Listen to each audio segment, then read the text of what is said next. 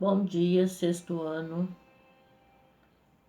Hoje é dia 24, quarta-feira. Nós vamos dar continuidade aí ao nosso conteúdo sobre a água, né? Então, nós estávamos falando aí sobre água, então vamos continuar aí. A Pax Internacional Renascer informa que já está de portas abertas para atender toda a população de jovens. Pronto, pessoal, passou o carro de som aí. Ah, meu Deus, mas é assim mesmo. Vamos lá. Então, e quando a água é escassa, né? O que acontece? Tem locais, né? Então nós estamos vendo aí, ó, tem uma foto aí de um camelo, que é um animal que é adaptado no ambiente com pouca água, né?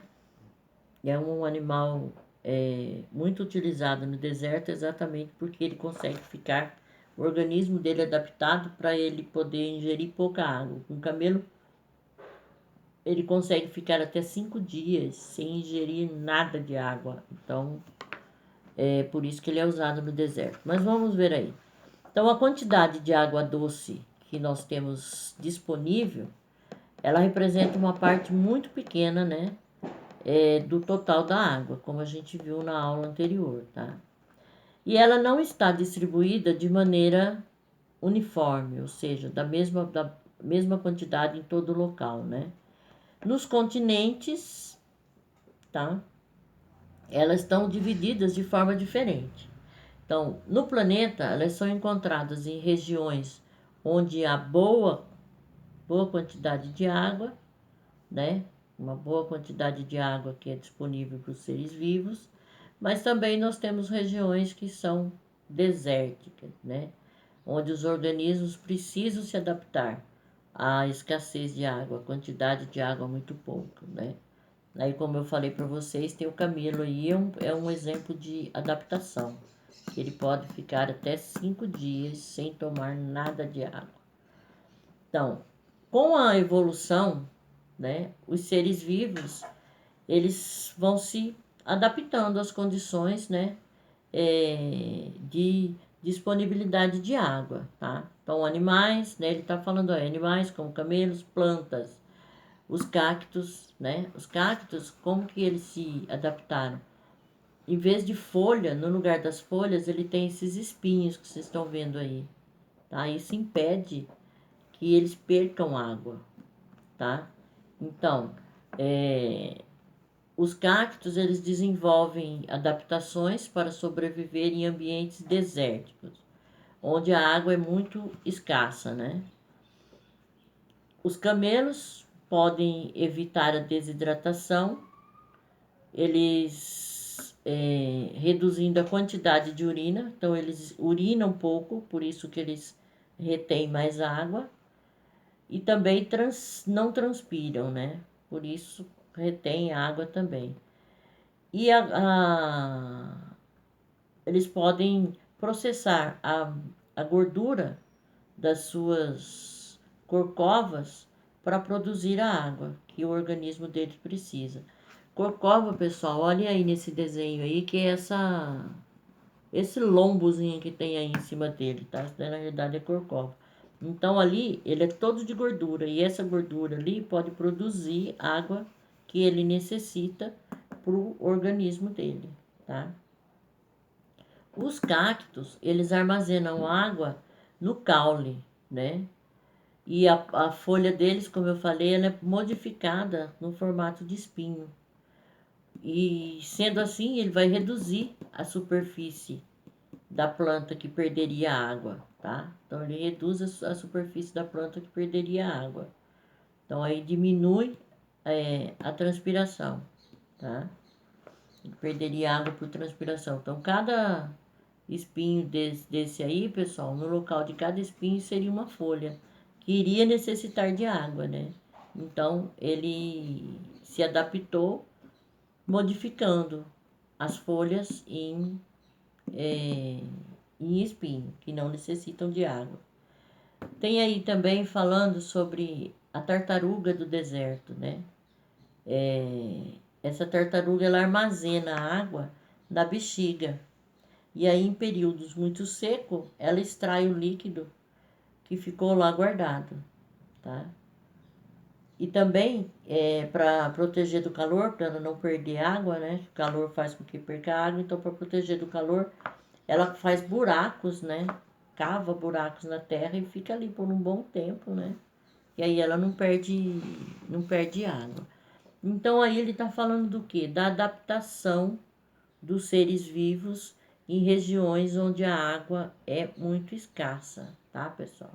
Então nós vimos o camelo, o cactus, a tartaruga são exemplos de adaptações para locais onde existe uma escassez de água.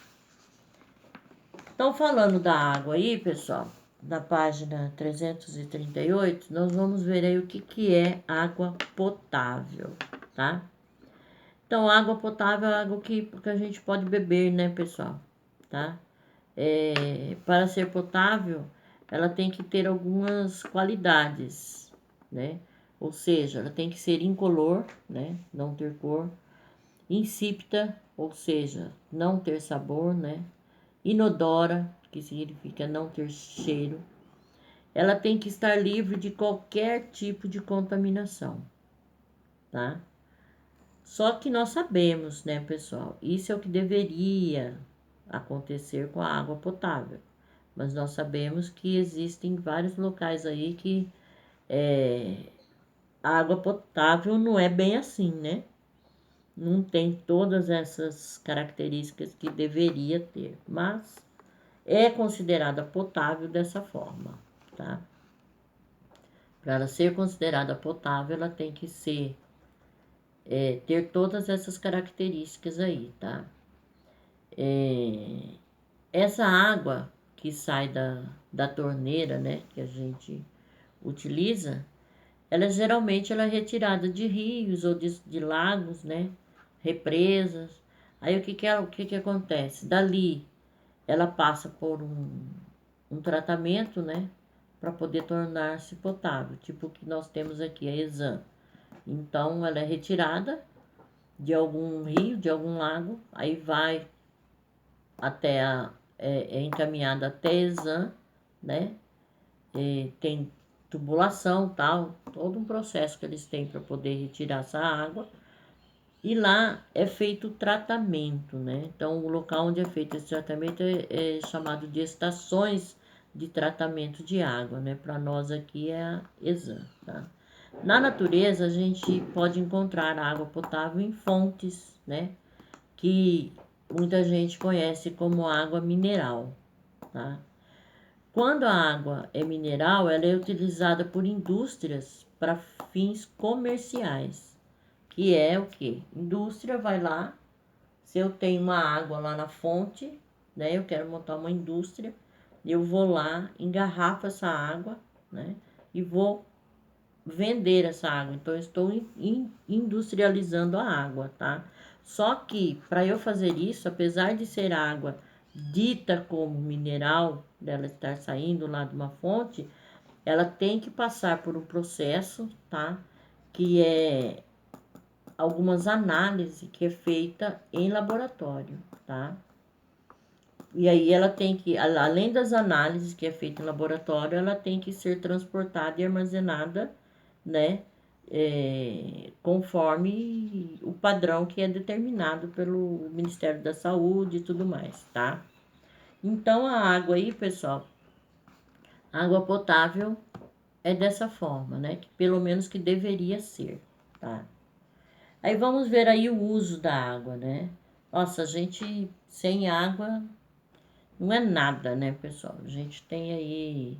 Ah, tem uma foto aí na página 338, uma fonte de água mineral, né? Que ela brota lá do subsolo, né? Por isso que ela é considerada mineral, tá? Então, o uso da água. Nós usamos a água em inúmeras coisas, né? Irrigação de planta, gerar energia nas usinas hidrelétricas, para fabricar alimentos, materiais de higiene, manipulação e produção de remédios em laboratório, no nosso dia a dia, nós usamos assim para várias coisas, né? Tipo para a gente beber, cozinhar alimentos, fazer higiene, né? Do corpo, higiene na casa, né? Lavar roupa, molhar as plantas. Tem muita coisa que a gente usa água, né, pessoal? E essa água, ela pode ser usada como via de transporte, né? Para o esporte e o lazer também, né? Ela é usada para o esporte e para o lazer, tipo natação e tal, né? Cada indivíduo, isso de acordo com a ONU, tá, pessoal? A ONU, ela diz que cada indivíduo ele necessita cerca de 110 litros de água, tá? Por dia, tá?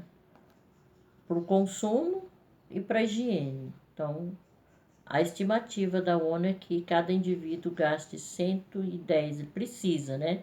110 litros de água por dia, tá? Então, imagine quanto de água aqui. Isso só para o consumo próprio e higiene, né? Sem desperdício, né, pessoal?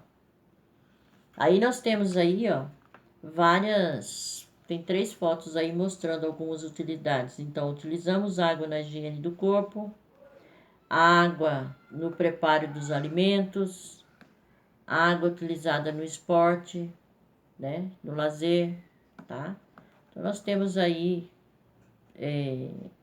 várias coisas várias atividades do dia a dia que nós utilizamos a água, tá? Ali na página 339, pessoal, ele está falando sobre a irrigação, que é responsável pelo consumo de 72% da água no Brasil. Realmente, o Brasil é o celeiro do mundo, né? Considerado celeiro do mundo. Por quê? Por causa da agricultura, tá? Mas isso demanda uma grande quantidade de água. Então, só na agricultura é gasto 72% de toda a água consumida no Brasil, 72% é pela agricultura, tá? Então, nós vamos ver aí, vamos ler esse texto aí, pessoal. Ver o que ele está falando aí sobre a água. Então ele diz lá: a agricultura é essencial para o ser humano, mas é também um dos setores que mais consome água no Brasil e em todo o mundo. Segundo a Organização das Nações Unidas, ONU, aproximadamente 70% de toda a água potável disponível no mundo é utilizada para irrigação, enquanto as atividades industriais consomem 20% e o uso doméstico 10%. De acordo com a ONU, o uso da água tende a crescer a uma taxa 2 vezes maior do que o crescimento da população ao longo no último século. As estimativas são que o gasto seja elevado em até 50% até o ano de 2025, nos países em desenvolvimento e em 18% nos países desenvolvidos. No Brasil, o índice de consumo de água nessa atividade chega a 72%, com uma área irrigável de aproximadamente 29,6 milhões de hectares. Já a indústria nacional consome aproximadamente 22% da água, quase o triplo dos 6% de uso exclusivamente humano. O desperdício no Brasil também é preocupante e chega a ficar entre 50% e 70% nas cidades. A qualidade da água também é um ponto que merece atenção.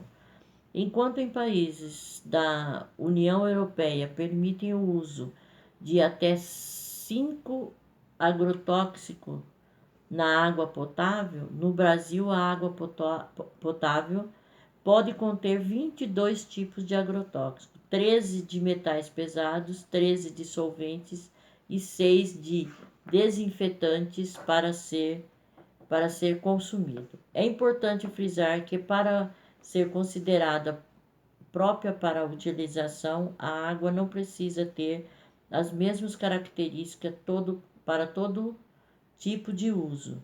Por exemplo, os parâmetros de abastecimento doméstico são diferentes de irrigação. Água de reuso pode ser uma alternativa. Água de reuso proveniente do tratamento de esgoto aparece como uma opção sustentável para a redução do uso de água potável nos casos como pomares, cereais, pastagens para gados, cultivos através de escoamento de solo ou superfície e implantação de milho, arroz, trigo, café e outras árvores frutíferas, o sistema de irrigação pontual. Além disso, pode ser reutilizada com sucesso na indústria. A aplicação dessa atividade tem impacto positivo na redução do consumo e priorização da água potencialmente tratada para uso humano. Então, pessoal, há muito tempo já que o homem usa a água, né, sem se preocupar com o fato do desperdício, né? É comum, em grandes cidades não, mas em cidades pequenas como a nossa, é comum a gente ver quase que toda semana o povo lavando calçada, né? Fica lá com a mangueira, esquece, tá lavando a calçada, ou então fica lavando o carro, né? Esquece que tá com a mangueira lá, que tá perdendo aquela quantidade enorme de água e não pensa, né? Vai escovar dente, a torneira fica aberta o tempo todo, né? Banho, principalmente no calor, fica lá meia hora debaixo d'água, né? Então, ou seja, é um desperdício desnecessário, né? Que deveria ser observado, porque a gente pode, tá? Aliás, já existe aqui no Brasil, né? Nós sabemos que tem regiões aí que tem falta de água, né? Tem região que tem grandes cidades no país que a água ela é liberada 2 vezes na semana em cada bairro, né? Então, o bairro que 2 dias na semana um bairro recebe água, 2 dias o outro, ou seja, já tem o racionamento de água. Então, a gente precisa ficar muito atento a isso. Quando ele diz aqui metais pesados, pessoal, que a água potável ela apresenta metais pesados, esses metais eles causam intoxicação, tá? Quando eles são ingeridos com a água. Ou então através dos alimentos também, né? Que o alimento pode ser contaminado, tá? Então, esses metais pesados podem ser o mercúrio, o chumbo, tá? Manganês, tem vários metais pesados. E quando ele fala de solvente, a água é um solvente universal, pessoal. Solvente é o quê? É o que vai dissolver alguma coisa, dissolver o soluto. A gente tem solvente e soluto. Vamos supor que você vai fazer um suco desse de pacotinho aí, um tangue. Aí você vai pegar a água, né? Vamos pegar 1 litro de água, vai pegar aquele pozinho que tá dentro daquele pacote, daquele envelopezinho e vai colocar ali na água, vai mexer, não é isso? O pó que você colocou ali, a parte sólida, né? Ele é o soluto e o solvente é a água, tá? Solvente é a água. A água é considerado um solvente universal. Mas esse solvente que ele está dizendo aí, pessoal, nós temos outros tipos de solvente. E a maioria desses outros solventes são solventes tóxicos. Um exemplo de solvente que é muito usado, e a gente até sente isso quando vão pintar a casa da gente. A tinta, ela vem muito grossa, tá? E tem um solvente próprio para tinta. Esse solvente, ele é tóxico, tá? E aí fica aquele cheiro forte, no mesmo dia que pinta, você não consegue ficar naquele ambiente com as portas, janelas fechadas ali, que aquilo faz mal. Então existem muitos solventes que é usado para agrotóxico que prejudica também, tá? Existe aí vários, né? E temos solventes aí, né? Qualquer substância líquida que é capaz de se dissolver uma outra sólida, ela é considerada um solvente. Tipo a gasolina é solvente, acetona é um solvente, porque ela tira o esmalte, né? Da unha, o esmalte tá ali, tá sólido. E ela tira, né? Então ela é um solvente. O álcool, o éter, tem várias coisas. E a água, ela é considerada um solvente universal, tá? Ah, sim. Na página 340, a gente tem um jogo rápido. Olha o que ele está dizendo aí. A água potável é um recurso finito. Finito. Escreva 4 formas de evitar o consumo excessivo de água em seu dia a dia. Nossa, pessoal, existem muita coisa, né? Então, assim, isso daí é uma resposta pessoal, tá? E existe aí muita coisa que vocês podem colocar aí, tá? Cada um pode pôr aí o que vocês acham que para vocês é o mais fácil de se fazer. Tipo, não ficar com a torneira aberta quando está escovando o dente. Não ter um banho tão demorado. Não ficar lavando calçada, né? Coloque aí o que vocês acharem, pessoal, que devem. Aí nós vamos ver aí, pessoal, nós falamos então da água. Vimos que a água, ela é essencial, né, para todo ser vivo. Nós vimos aí que nós necessitamos dela para poder realizar várias tarefas do dia a dia, tá? Então, a importância, né, da água para os seres vivos. Vimos aí os tipos de água que nós temos, né? Água no estado líquido, que são rios, mares, oceanos, né? No estado sólido, nós temos as geleiras, água no estado sólido, tá? A água no estado gasoso, tá? Quando a gente tem o vapor de água, né, na atmosfera, então o ar, tá? A água está presente no ar atmosférico.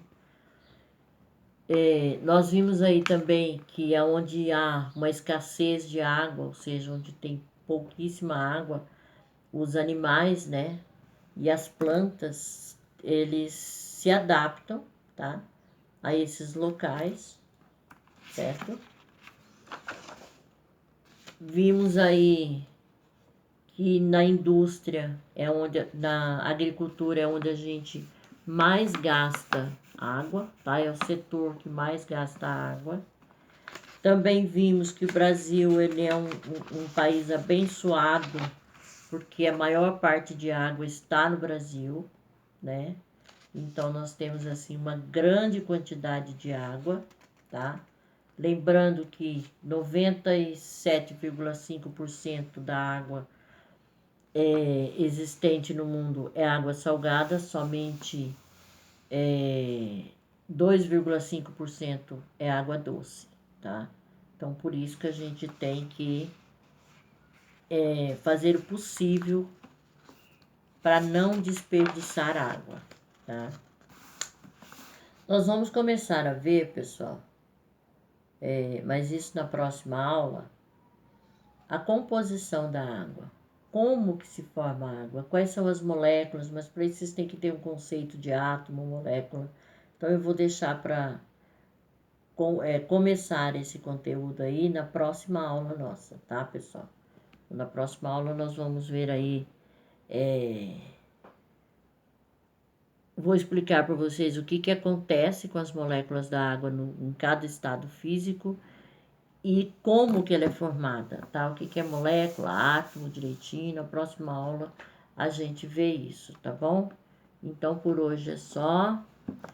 Não esqueçam das atividades da unidade 2 que vocês devem fazer, mandar para mim, tá? Beijo a todos, até a próxima aula.